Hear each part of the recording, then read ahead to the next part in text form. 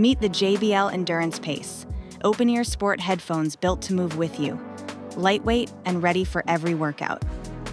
Let's check it out. Inside the box, you'll find the headphones and the quick start guide.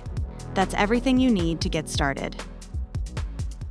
To power on your JBL Endurance Pace, press and hold the power button for 2 seconds. Then go to your phone's Bluetooth menu and select JBL Endurance Pace. Tap to connect, and you are ready to go. Now, place the neckband around your neck and hook the ear loops over your ears. The memory wire keeps it secure no matter how much you move. And thanks to its IP68 rating, you don't have to worry about sweat or rain.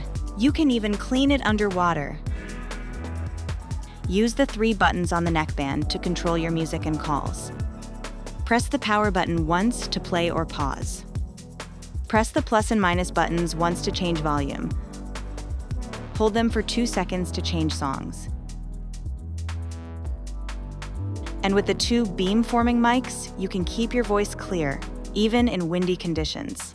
Connect to the JBL Headphones app to personalize your sound.